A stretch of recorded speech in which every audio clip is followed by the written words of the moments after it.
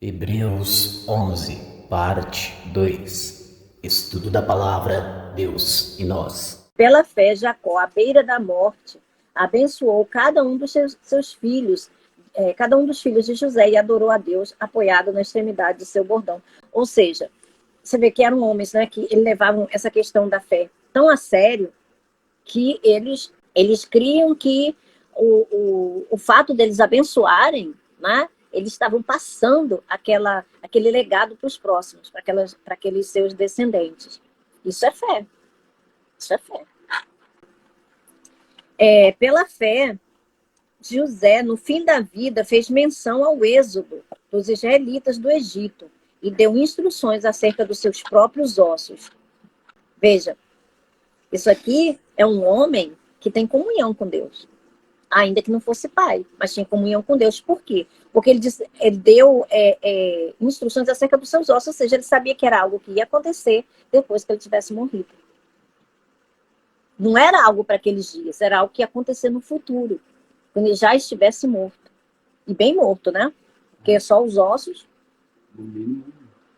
Só ficar os ossos, então ele sabia que era algo bem para o futuro. Hoje a gente fala isso com tanta certeza, né? Sim, ele falou com muita certeza. Ele deixou, né, isso, essas instruções. Veja, ele foi o que o Isaac falou aqui. Ele falou isso com tanta certeza, sim. Tanta certeza que ele deixou instruções. Não era algo que talvez, quem sabe, não. Ele deixou instruções. Ou seja, era verdadeiramente uma fé, né, firme, segura. Pela fé, Moisés, recém-nascido, foi escondido durante 3 meses por seus pais, pois estes viram que ele não era uma criança comum. Viu? Não era uma criança comum. Não era uma criança igual às outras. Opa! É um escolhido. E não temeram o decreto do rei, ou seja, esconderam por 3 meses, mesmo sabendo que se fossem descobertos, né, isso custaria a própria vida deles, da família deles. Mas eles não se importaram com isso, por quê? Porque eles creram naquilo que Deus tinha dado a eles, né? Naquela a convicção de que aquele que lhe deu aquela promessa, ele era capaz para cumprir. E também protegê-los, né, até certo ponto. Então você vê que eles esconderam Moisés, por quê? Porque Moisés foi um escolhido de Deus. Era uma criança que não era Deus. Veja, não foi que Deus colocou nenhum poder em Moisés, Deus fez alguma coisa, não. Essa é a chamada predestinação. Veja, Moisés foi declarado como uma criança incomum, ou seja, santificado, separado. Antes dele fazer qualquer coisa, a criança só tinha nascido. Não tinha feito nada, ele só nasceu. E ele foi declarado dessa forma. Veja, Deus predestinou ele. Por quê? Porque naquele dado, Deus sabia, como alguém que está fora do tempo, que naquela época, naquele exato momento, naquela fração de tempo e espaço, naquele lugar, nasceria aquele menino cujas características Deus poderia usar como libertador daquele povo. Eram características que estavam em Moisés. Vamos ler Salmo 139, do 13 ao 16. Diz assim: Tu criaste o íntimo do meu ser e me teceste no ventre de minha mãe. Como é que está na sua versão aí, Vini? O 13. Tu criaste cada parte do meu corpo. Tu me formaste na barriga da minha mãe. Como é que está a sua versão, Isaac? Tu formaste o meu interior, e me teceste no ventre de minha. Igual a NVI. Então, cada parte, ou seja, esse tecer, né, é cada parte, fazer cada parte. Né? Por isso que é bom as muitas versões. Cada parte Deus fez. Né? No ventre, na barriga ali, naquele determinado local onde a criança é formada. Eu te louvo porque me fizeste de modo especial e admirável. Como é que está na sua, Vini? 14. Eu te louvo, porque deves ser temido. Tudo o que fazes é maravilhoso. E eu Tudo o sei que disso. faço é maravilhoso. Ou seja, tudo que Deus faz é excepcional. Ou seja, tudo que Deus faz é acima da média, né? Acima daquilo que o melhor dos seres humanos não pode fazer. Por isso que o apóstolo Paulo diz que a fraqueza de Deus é mais forte que a força dos homens. Então, o 15. Meus ossos não estavam escondidos de ti, quando em secreto fui formado e entretecido como nas profundezas da terra. Deus fazendo, Deus formando aquele ser pequenino no ventre da mãe. Olha a complexidade. Os teus olhos viram o meu embrião. Todos os dias, determinados para mim, foram escritos no teu livro antes de qualquer deles existir. Então, veja, antes de qualquer deles existir, Deus já sabe tudo o que vai acontecer. E ele registra. É como uma maternidade, né? Eu até escrevi isso no meu livro. É como uma maternidade aqui no mundo. Todos nós nascemos numa maternidade. Então, cada um de nós tem um registro civil, né? Um registro de nascimento civil. Ali está registrado naquela tal maternidade, tal hora, tal dia e etc. Pai e mãe, né? O tipo sanguíneo. Isso, essa organização é aqui da Terra. Imagina Deus. Deus registra cada momento da nossa vida, antes mesmo de cada deles existir. Entende? Então, essa é a predestinação de Deus. Deus vê o lapso de tempo e de espaço. E aproveita essas coisas. Aquilo que é bom em nós, ele limpa, poda, para que aquilo venha se tornar cada vez mais valoroso, vamos dizer assim. E aquilo que não presta, obviamente que tem que sair, né? Para dar lugar às coisas que são aproveitáveis, que são boas. É isso que Deus faz conosco. Mas tudo isso de forma absolutamente voluntária, sem forçar ninguém a nada. Então, no momento certo, num determinado momento, nós chegaremos a uma lucidez, a uma maturidade tal que nós vamos parar de nos debatermos com Deus e simplesmente vamos andar em comunhão com Ele, sabendo que aquilo que Ele faz não é para o nosso mal, mas sim para o nosso bem, ainda que não pareça no momento. É o que, Isaac? Que a vontade dele seja nossa. Deus, que tudo vê, né? Assim, eu escrevi aqui, Deus que tudo vê, ou seja, a predestinação. Ou seja, Deus nos escolhe, não é porque Ele vai, né, como outro dia eu até deixei, tem um vídeo, né, no meu Instagram que fala sobre predestinação.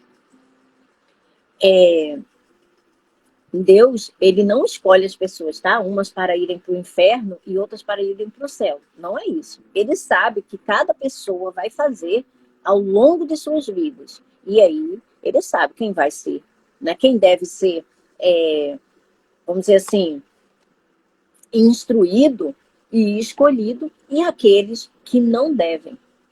Entende? Pela sua própria escolha.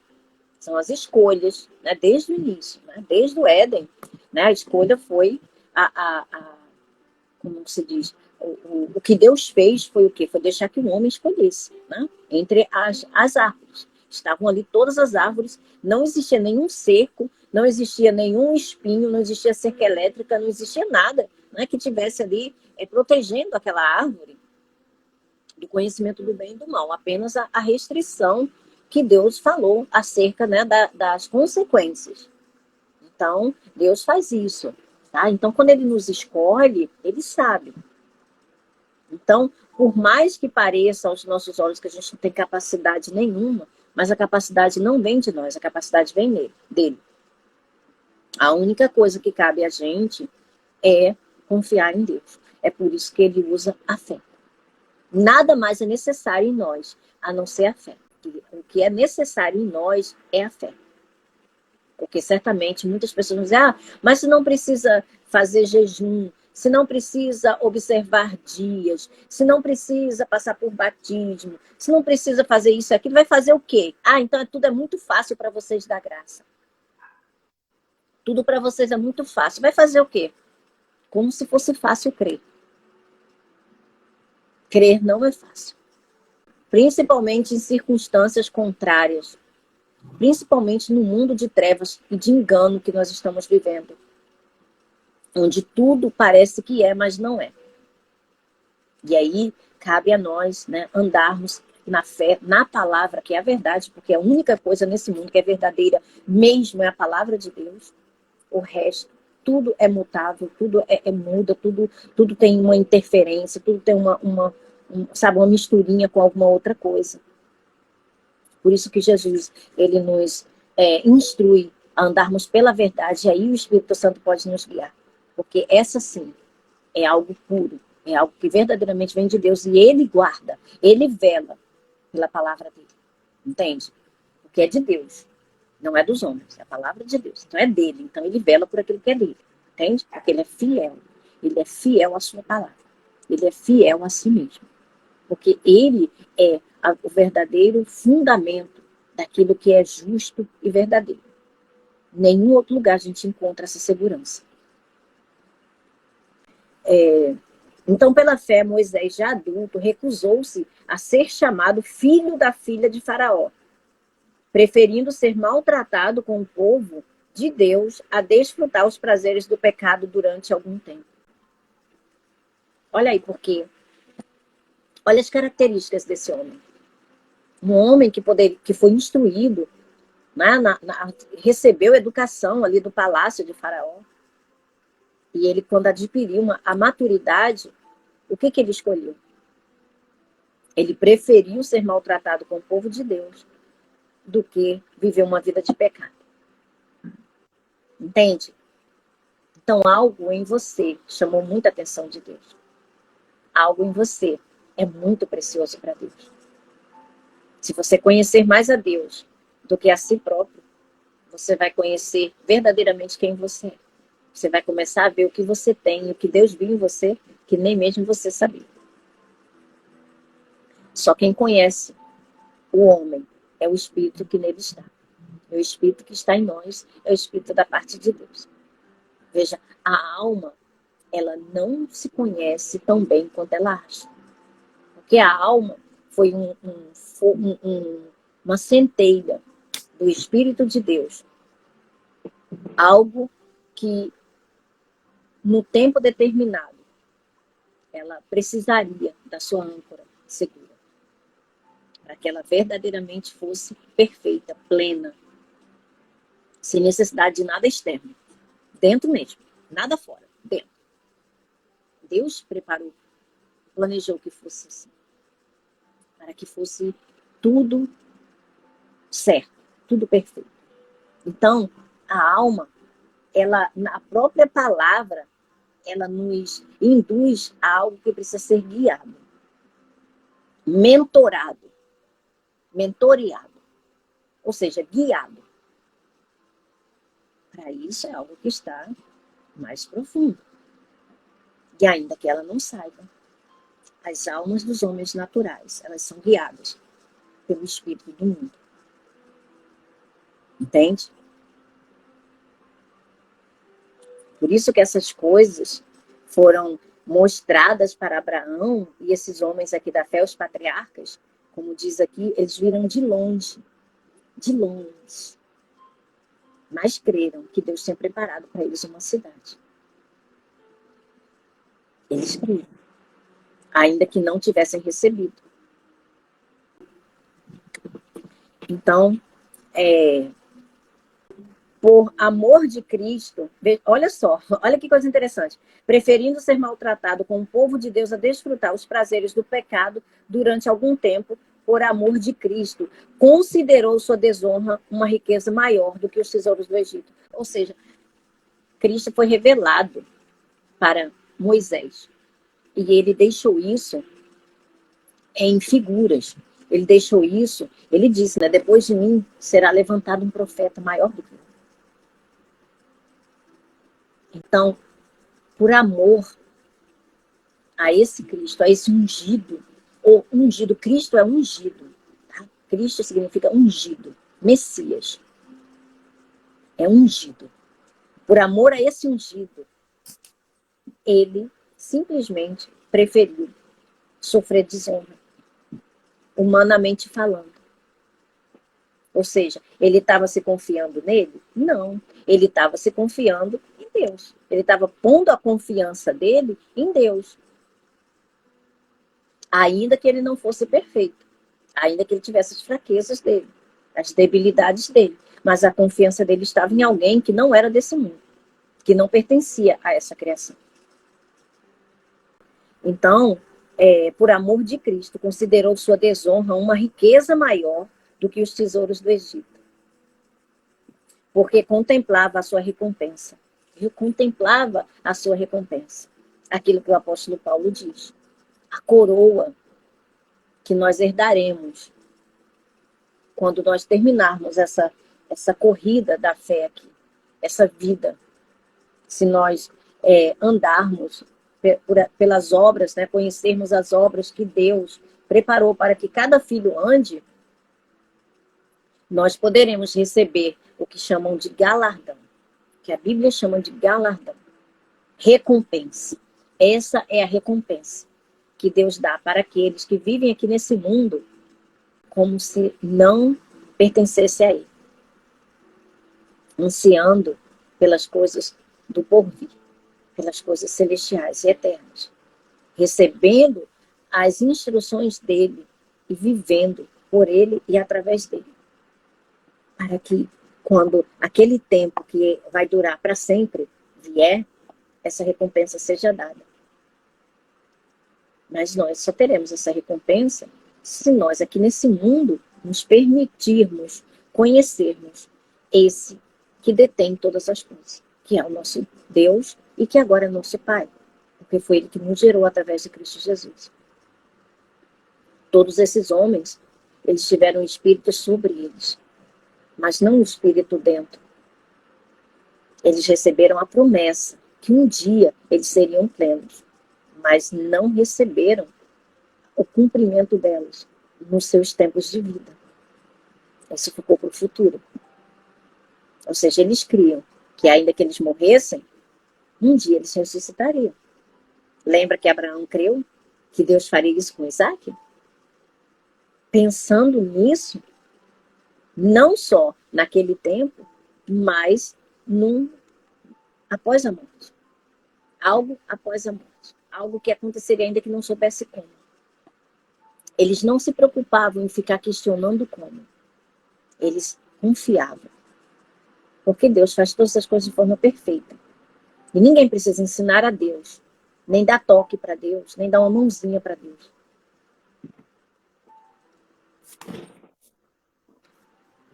Um tesouro maior do que os tesouros do Egito, porque contemplava a sua recompensa. Pela fé saiu do Egito, não temendo a ira do rei, e perseverou, porque via aquele que é invisível. Ele via aquele que é invisível. Como é que pode isso? Pela fé. Esse ver não é o que a gente acha, que olha, ele viu, ele... Não, ele vê pela fé. É aquela certeza, é aquela convicção que nós lemos lá do início. É a certeza de coisas que nós esperamos e a prova de fatos que não são vistos. O nome disso é fé. Essa é a fé que agrada a Deus. Não é ver para crer. É crer para ver. Pela fé, celebrou a Páscoa e fez a aspersão do sangue para que o destruidor não tocasse nos filhos mais velhos dos israelitas, ou seja, os primogênitos. Mais uma figura. Aqui, a figura da Páscoa. Quem é o nosso Cordeiro Pascal? O eterno e insubstituível e imutável. Jesus Cristo. Jesus é o nosso Cordeiro Pascal. Então, isso daqui também é uma figura. Esse anjo destruidor, o nome é destruidor mesmo, destrói mesmo. É aquele que serve apenas para isso, para destruir. Então, veja. Se você tem o Espírito Santo, quem é que pode te tocar? Nem o inferno inteiro pode. Mas veja, o corpo, esse corpo físico, ele ainda pode ser destruído pela morte física.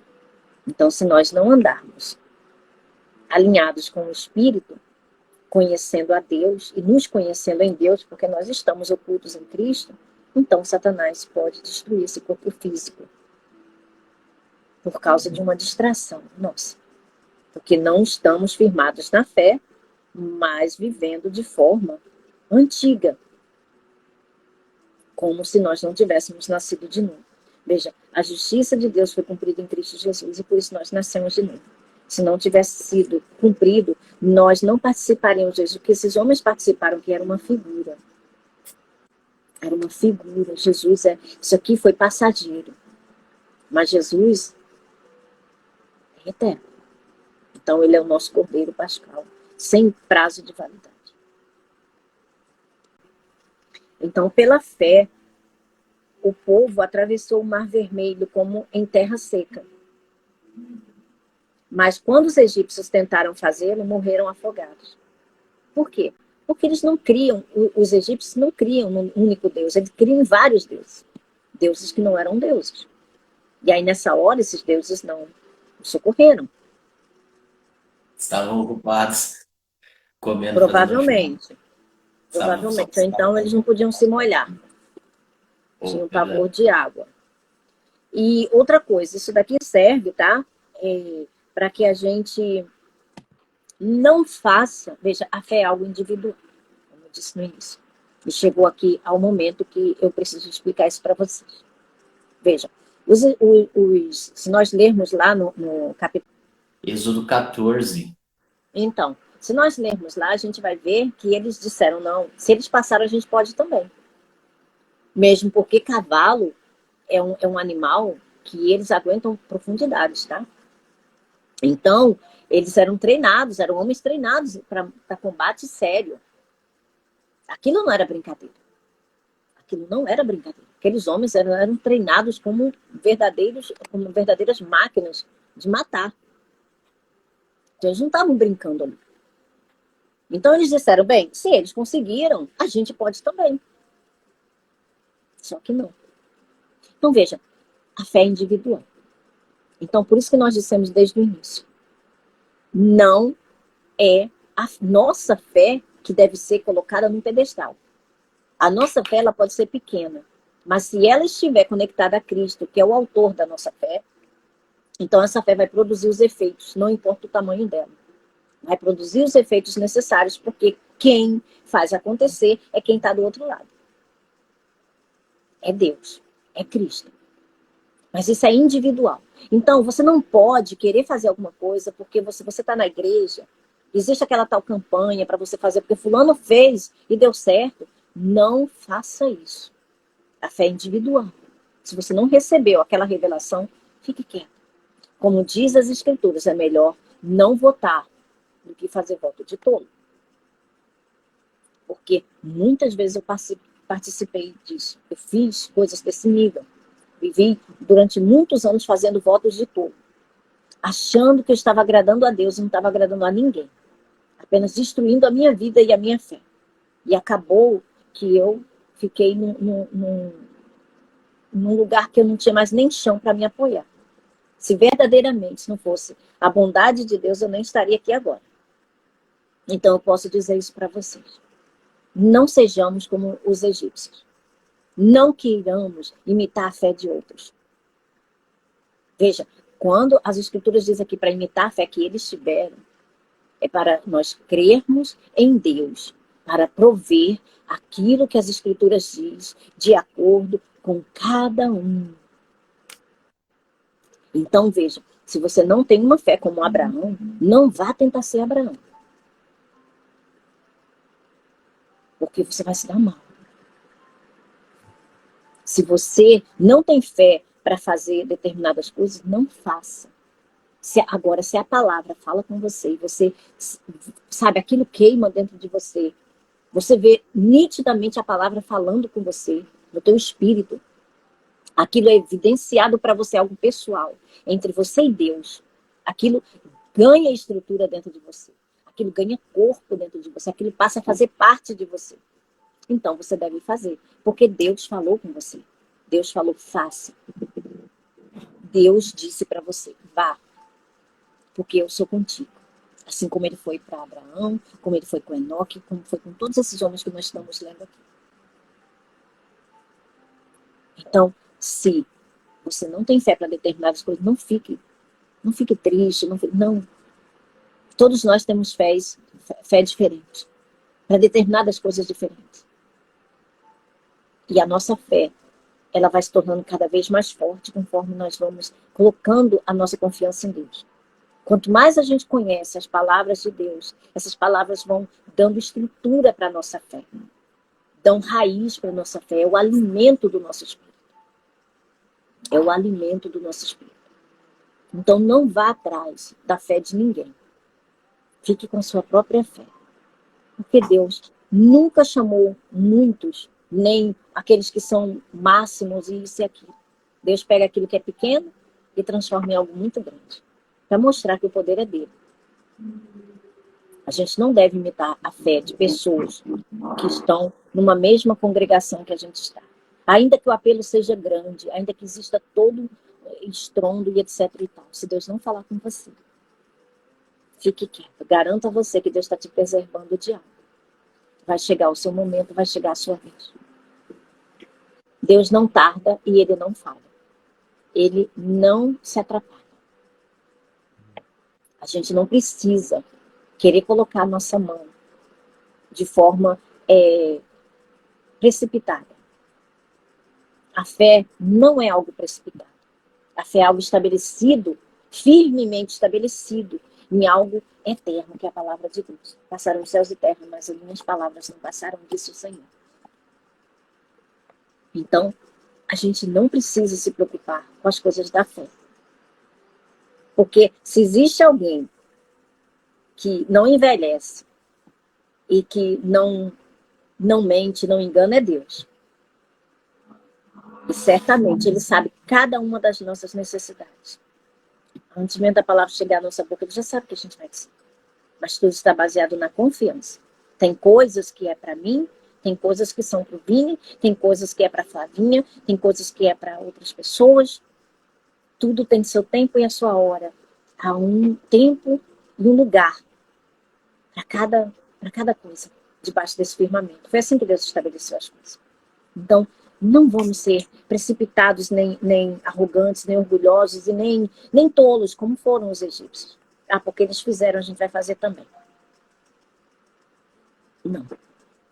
Se Deus não falar com você, na palavra, se Deus não falar pelo Espírito, não faça. Ainda que 10 mil pessoas se levantem e digam, não faz. Olha, não. Se não tiver aquela testificação dentro do teu Espírito, não faz. E o Espírito Santo sempre vai usar uma palavra dele, da palavra, de toda a verdade. Ele sempre vai usar. E eu vou dar um exemplo muito simples aqui que aconteceu comigo e veja, eu não precisei de nenhum. Eu já fiz muitos votos, muitos nas igrejas, muito, numa igreja que eu frequentei durante 5 anos da minha vida. E nunca recebi nada. Porque eu era criança na fé. Estava, vamos dizer assim, achando que aquilo me ensinaria a chegar mais perto de Deus. E não é verdade. Nós não estamos no Antigo Testamento. Nós estamos no Novo Testamento.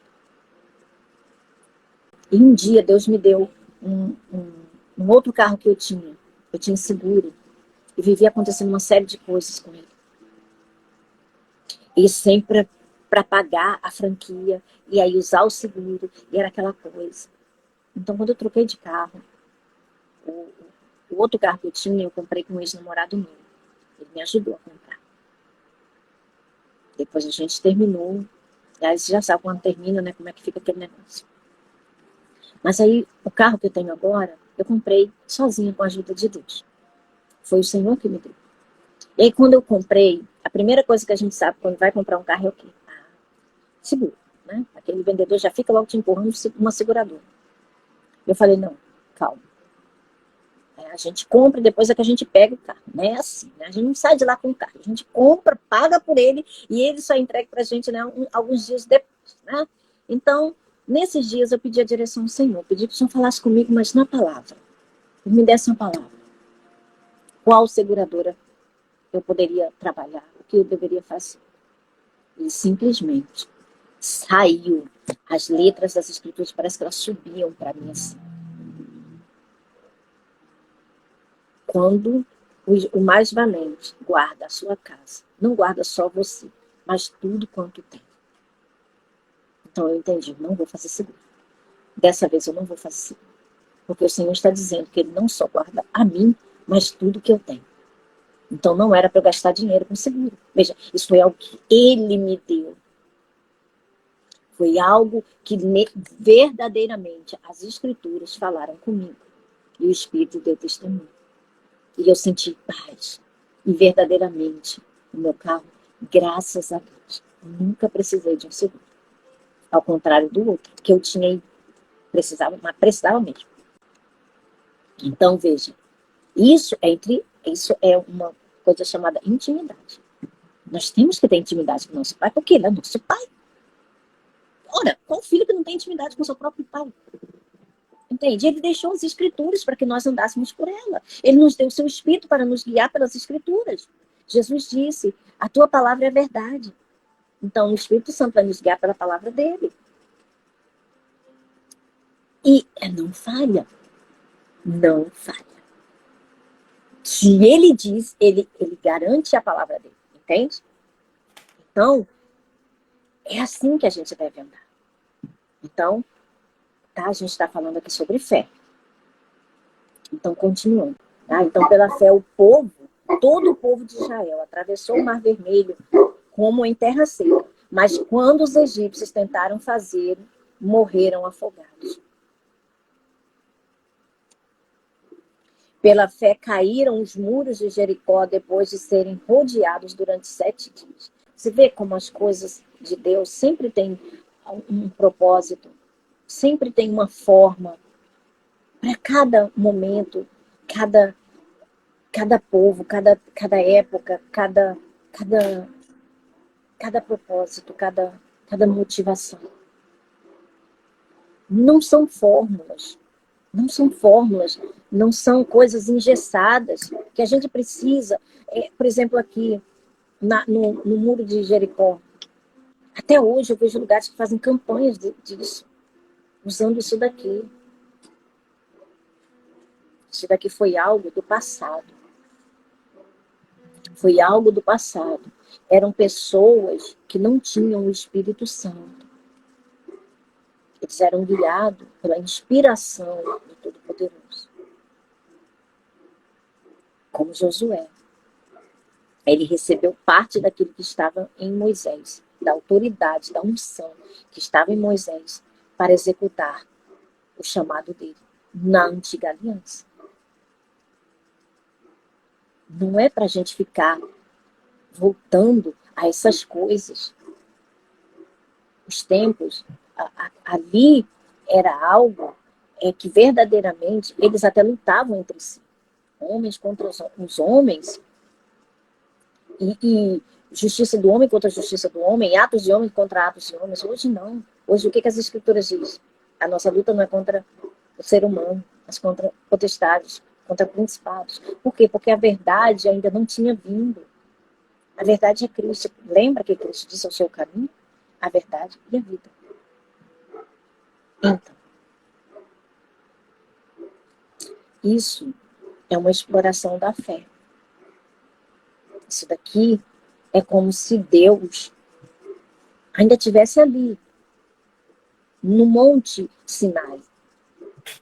Ainda estivesse pelos rudimentos, por aquelas coisas. Aquilo eram figuras daquele que haveria de vir. Agora ele fala conosco. Ele fala em nós através da palavra. Através da palavra. Está aqui, está perto de nós, está impressa. Nós precisamos ter comunhão com Deus. Então Deus não quer que a gente fique em torno de cerimônias, de rituais. Deus quer filhos. Será que alguém pode imaginar a capacidade da inteligência de Deus?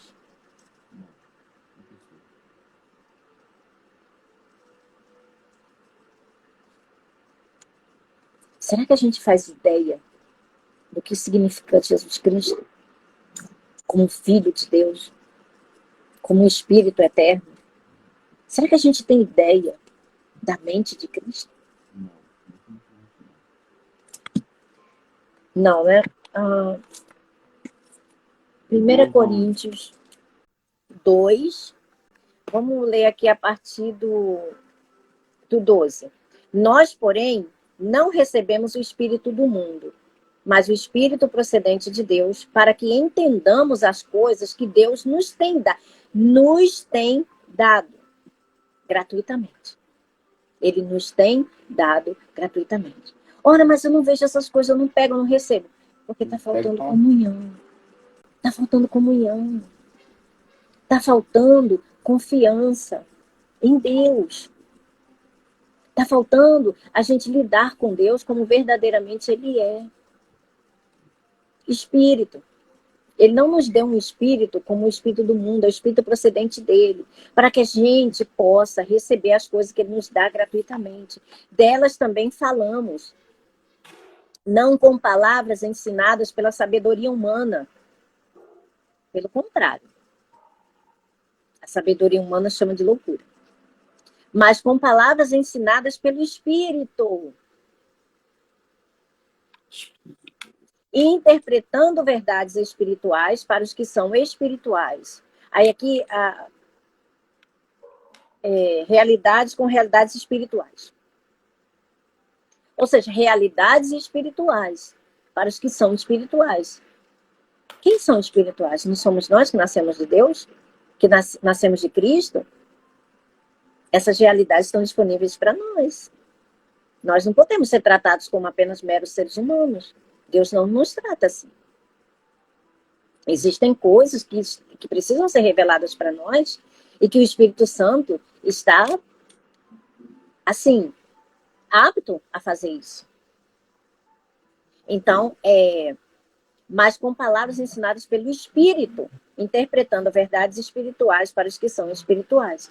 Quem não tem o Espírito não aceita as coisas que vêm do Espírito de Deus, pois lhes são loucura e não é capaz de entendê-las, ou seja, as pessoas humanas. As pessoas que levam em consideração apenas as coisas humanas, os procedimentos humanos, aquilo que é conhecido no mundo. Mas Deus não nos deu um espírito para que a gente andasse exatamente da mesma forma como andávamos antes, acreditando e vendo as coisas apenas pelos 5 sentidos, pelo conhecimento humano. Então ele diz, pois lhes são loucura e não é capaz de entendê-las, porque elas só são discernidas espiritualmente. Só são discernidas espiritualmente. Agora veja, eu dar 7 voltas em torno de um determinado lugar, isso é espiritual? Ou isso é humano? É um treino, é um cardio. Exatamente. Isso não é espiritual. Isso é tocar, sentir, apalpar. Isso é... Continuando. Mas quem é espiritual discerne todas as coisas e ele mesmo por ninguém é discernido. Pois quem conheceu a mente do Senhor para que possa instruí-lo? Isso daqui está descrito em Isaías, tá? Isaías 40:13. Quem conheceu a mente do Senhor para que possa instruí-lo? Ele tem a pergunta no Antigo Testamento. E nós temos a resposta. Nós, porém, temos a mente de Cristo. Você sabia que você tem a mente de Cristo? Você sabia que você só nasceu de novo porque existe um ser espiritual que se chama você, que adentrou o reino espiritual? Que você não é mais esse mero ser humano, pessoa física que existe aqui na face dessa terra? Você sabia que quando seu corpo for destruído, a sua alma, ela vai ser unida a você, esse ser espiritual, e você sim, vai ser completo, perfeito, e vai estar na habitação celestial, e quando Jesus voltar, você vai ter um corpo como de Cristo, quando ele ressuscitou? Você sabia disso? Existe essa esperança, essa expectativa maravilhosa? Você sabia que você pode acessar as coisas espirituais através da mente de Cristo? E aí? Mas se eu não crescer espiritualmente, como é que eu vou acessar isso? Como é que eu vou compreender essas coisas? Eu vou continuar nas meninices. Essas coisas que são praticadas até hoje é para que as crianças continuem sendo crianças espirituais, se não cresçam, não se desenvolvam, não desenvolvam seus sentidos espirituais para que possam avançar. E não precisem mais de novelo de lã, nem tirar sortes, nem nada dessas coisas. Nós não estamos falando coisas aqui, tá? Que a gente encontrou em algum lugar por aí, viu? Que a gente está lendo a palavra de Deus. O que está faltando são os ministros ensinarem a verdade. Talvez, se eles conhecessem, se eles conhecerem a verdade, eu não sei. Não estou aqui para julgar ninguém. Então, vamos continuar.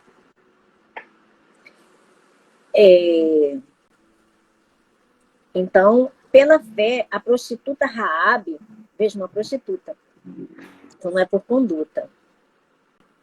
Inclusive, Raabe, ela é avó de um dos ancestrais de Jesus, né? Da genealogia de Jesus. Então é fé. Não é conduta de ninguém, é fé. Ah, mas aí a pessoa que nasceu de novo, ela pode continuar sendo isso e aquilo? Não. Se ela verdadeiramente nasceu de novo, o próprio Espírito vai dar tudo o que ela precisa. Para não viver mais na velha vida, mas viver de acordo com a nova criação. Com a nova vida. Deixando essas coisas velhas para trás e andando, avançando. Olhando para quem? Para Cristo, o autor e consumador da fé. E isso não vem de pastor, não vem de ministro, não vem de ninguém, vem do próprio Espírito. É o Espírito que nos dá esse novo caráter. Ele nos ensina através da palavra. Nós estamos destrinchando a palavra aqui para vocês, para que vocês, ao ouvir, a fé venha. Porque a fé vem pelo ouvir. E ouvir a palavra de Cristo. Não é a antiga aliança, é a nova aliança feita, selada pelo sangue do Cordeiro Santo de Deus, Jesus Cristo. Aquela aliança, se ela fosse perfeita, Deus não encontraria um lugar para uma outra aliança. Se existe a primeira aliança, existe a segunda, é porque a primeira aliança, ela teve que ser revogada. E como diz em Hebreus, chamando nova essa aliança, ele tornou antiquada a primeira. O que é antiquado? Aí ele diz, o que se torna antiquado e envelhecido, ou seja, antiquado e envelhecido, está a ponto de desaparecer. Quem diz isso é as Escrituras, tá? Hebreus 8, versículo 13. O último versículo de Hebreus 8. Essa aliança, ela caduca, ela já caducou. Por isso que veio uma nova aliança. Se ela fosse perfeita, ou tivesse aperfeiçoado alguém, Deus não acharia lugar para uma nova.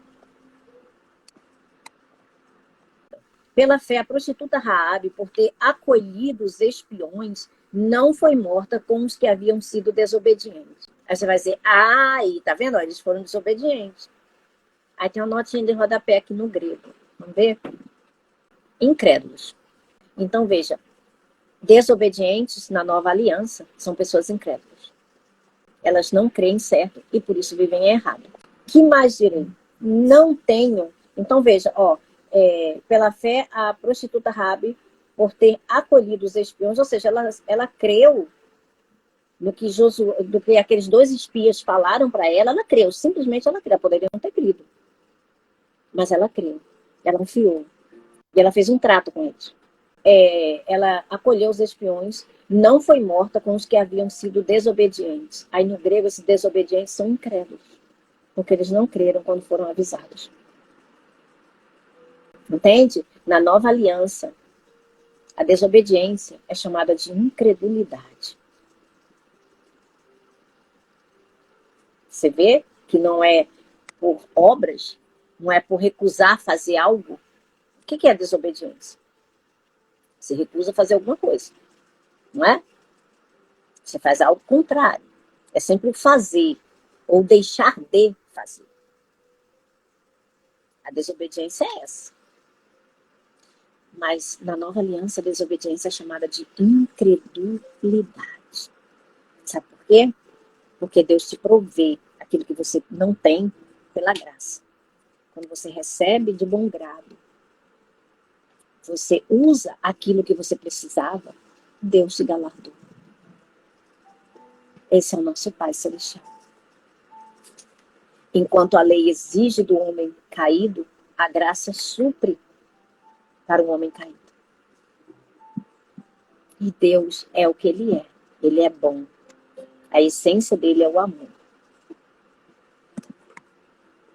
A palavra de Deus diz que Ele não tem prazer na morte nem do perverso. Vocês têm noção disso?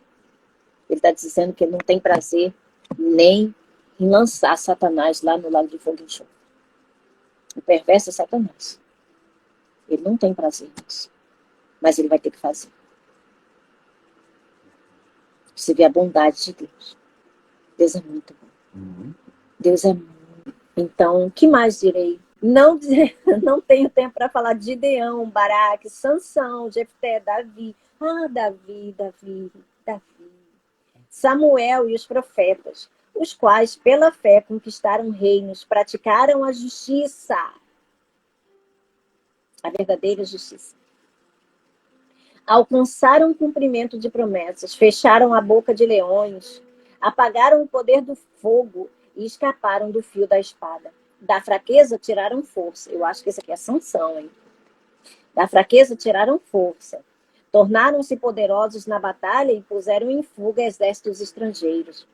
Houve mulheres que, pela ressurreição, tiveram de volta os seus mortos. A viúva de Sarepta, né? Que foi por Elias, né? Foi ressuscitada por Elias.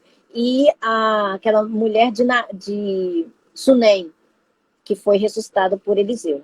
Então, essas mulheres tiveram seus filhos trazidos dos mortos, tá? Uns foram torturados e recusaram ser libertados. Isso eu não sei não, tá, gente? Eu não sei, ainda não, mas o Espírito certamente vai me dar. Assim que a bonita aqui começar a ler mais o Antigo Testamento, né? Para se aprofundar mais no Antigo Testamento, porque eu amo as cartas do apóstolo Paulo, e aí eu só saio quando o Espírito me leva para lá, dentro daquela porção, dentro daquele bocado e volto. A gente percebe que você gosta muito das cartas do apóstolo Paulo, da apóstolo Prince também. Então. Mas, gente, o tempo passa muito rápido. Cadê o filtro? O tempo passa muito rápido, e quando eu olho, meu Deus, eu tava lá No início, às 19 horas. quando eu olho, ai meu Deus, tem que fazer isso aqui. É muito bom.